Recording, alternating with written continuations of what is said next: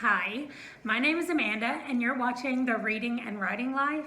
Today's video is going to be about my very first readathon.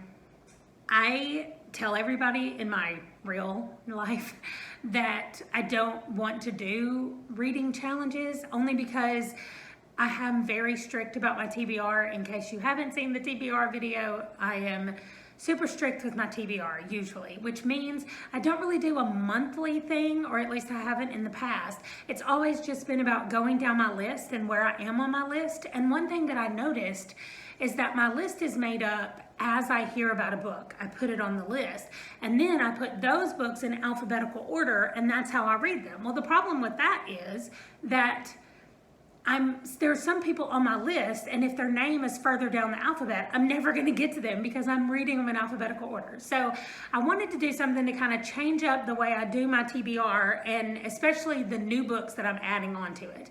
My old authors, I kind of like the way I do that. I do that out as well in alphabetical order, but it's like a cyclical thing, and I get through them in just probably 2 or 3 months. I read through everybody on my list and I go back to the top and do it again and go all the way through. And so that hasn't been a problem, but the new books, like how to do the new books. And I was watching Leslie at the Nerdy Narrative, and I've been watching her for a couple of months, and she kept talking about the Shelf Space Discord channel. And I was like, I don't do Discord, like I don't know anything about it. I do have a Discord account, but I'd be like, every time I try to go in there, it just makes me feel super old and I don't know how to make any of it work. And my 17-year-old is on Discord all the time, and so I just think, I'm gonna have to ask him for help if I can't figure this out. And so I just put it off for a while. But she started talking about a readathon that's going to be happening in the month of June, and I thought, here's my chance. Like, here's my chance to try something new that I've never done before. Okay, this is as close as I could get to an Olympic ring. What's it called? The laurel wreath. This is as close as I could get to that because this readathon is the Olympic readathon. Here is the picture that has all the prompts on it. I'm going to go through all of those in just a second as I tell you what I'm going to be reading for the prompts, and then we'll add them in there. But let me tell you the basics first. First of all, I'm gonna have to look over here for just a second. The deadline for this is tomorrow. If you're watching the video the day it comes out on May 23rd, the deadline is tomorrow, May 24th. And so I wanted to get this video up before the deadline, just in case anybody who did watch my video would know that they could go over and sign up for it. And then you were gonna get put onto teams, I think based on your favorite god or goddess. So you have to pick the list that's over here, and you pick your favorite, and then I think that's how we get put into teams. But also you have to say how many books you think you're going to read for the month. That way they don't have a bunch of teams, because you get rewarded and you get points. So they don't want a bunch of teams of people where one team is only reading like 4 books each person, and then another team where people are reading like 20 books. So they need to spread out the big readers and sprinkle in some smaller readers. So anyway, that is the basics of it. I will definitely put a link below to the Shelf Space page, and you just go into that Discord server. If I can figure it out, you can figure it out. I promise. It's not as hard as I thought it was. I finally figured it out. I'm sorry, my husband just came to the door and said, why are you wearing that on your head? So I had to try to explain what a readathon even is. He has no idea, but anyway, that doesn't matter. All the rules will be there. It's fairly straightforward, especially when it comes to like counting points and stuff. You've got teammates and you're gonna have a team captain that can do that part for you. Your job mostly is to pick the books that fit the prompts and then to get to reading for the month of June.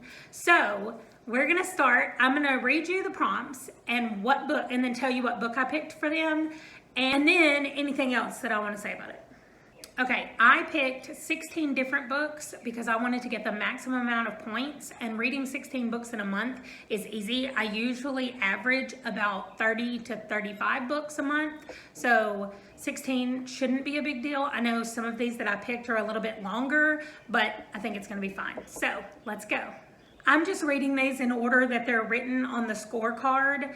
So this is probably not the order that I'm going to read them in, but that's another issue, is that when I make a TBR, it's always in a certain order. And if I start doing these monthly TBRs like this, I'm just going to have a pile of books and no real order about how to read them. And that is a little bit scary to me. But let's go. Number 1 is Zeus. Read a book that features a kingdom or patriarchy. I'm picking, and I'm putting on here that I'm picking the Mistborn trilogy because I have already finished book 1 and I'm starting book 2 now in May. And the way they have the competition set up is you only get to count pages on June 1st.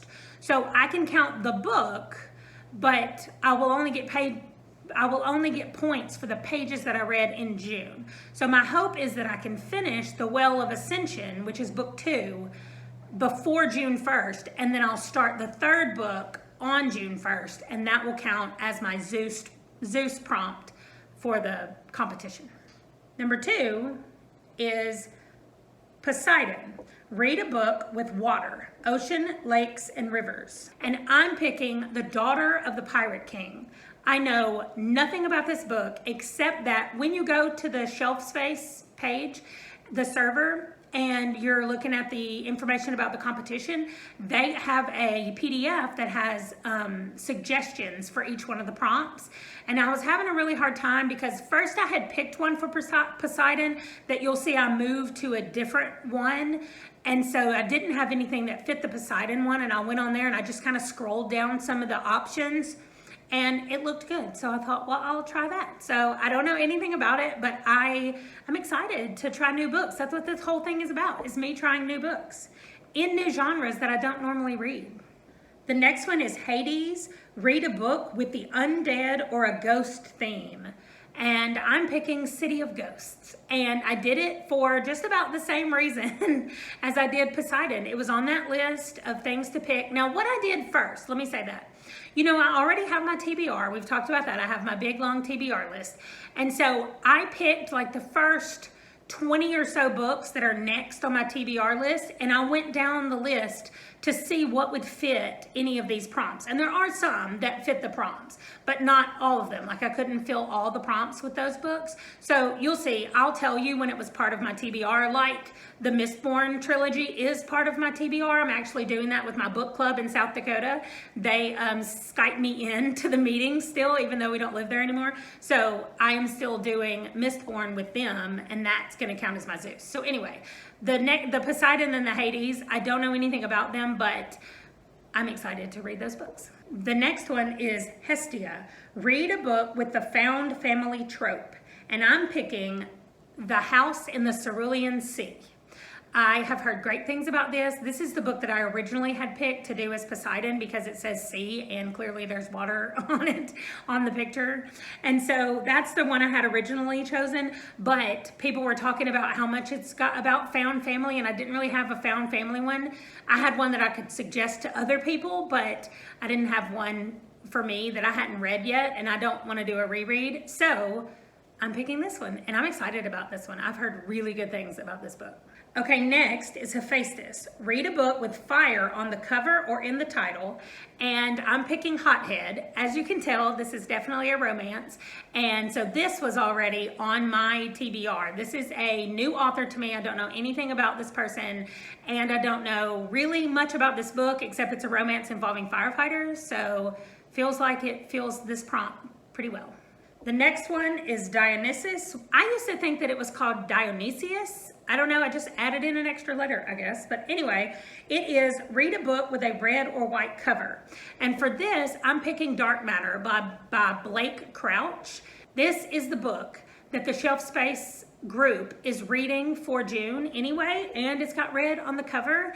And like I said, since I found out about Shelf Space from Leslie at the Nerdy Narrative, she's the one that's hosting this. Apparently every month a different person hosts, kind of like a book club thing, and so they're doing this for June, and I wanted to read that anyway, so I thought, well, let me jump in. It is a thriller, I think, which means I'm probably gonna get scared, but I'm all for the new genres, so we're trying it out.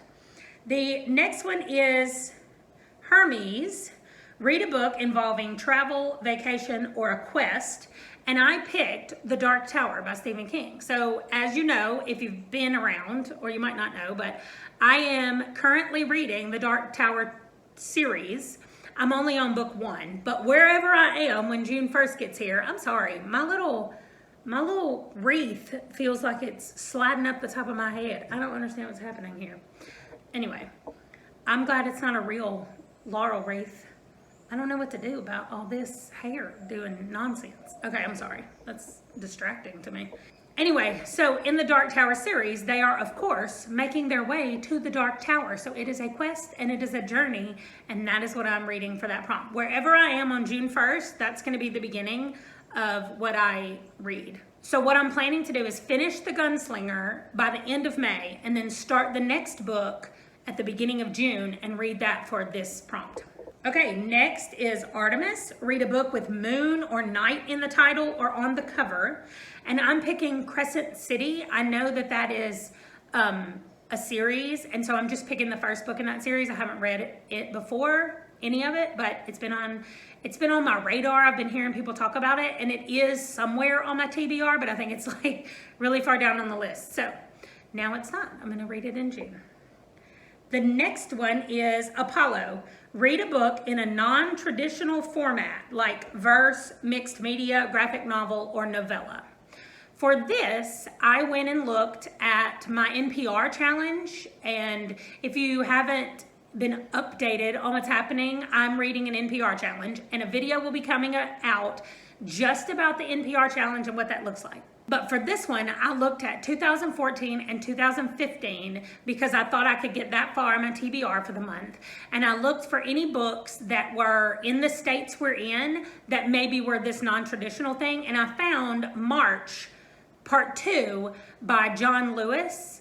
And so my plan is I want to read March Part 1 before I read March Part 2. So I'm going to read March Part 1 that's going to fulfill this. But then I'm going to read March Part 2 also in the month that will fulfill my NPR challenge. And it will also get me extra points for my team. Just any book that you read outside of these 16 give you extra points. So it'll just be extra points. Okay, sorry for the angle change. I had an issue with my door. Anyway, the next prompt is Aries. Read a military-centered fantasy or sci-fi book, and I am picking Starship Troopers. I asked my husband, I said, you read some sci-fi, or you've read some sci-fi. Do you have one that's like military specific that you would recommend? And he said, Starship Troopers. He's been trying to get me to read this book for a really long time, and I said, okay, I will. My problem with this book is that we went to see this in the movie theater, and I got so sick that I could not even stay in there to finish watching it. And so I think in my mind I have some weird associations with this book, and so that's the problem. It's just that's what it is. But anyway, so that means that I haven't even seen the movie. I haven't seen the movie, I haven't read the book, but I'm going to in June. The next one is Aphrodite. Read a book with a beautiful cover. And I am picking Shadow and Bone by Leigh Bardugo. I have not read any books by her, and this cover, especially this one with the deer on the front, is so pretty to me. I know that it's a TV show and there's another cover that has an actual person on the front, but I love this. I love the colors. I just love how it looks. And so this is my Aphrodite, my beautiful cover. The next one is Hera. Read a book that features a queendom or a matriarchy. And I am picking The 100,000 Kingdoms by N.K. Jemisin.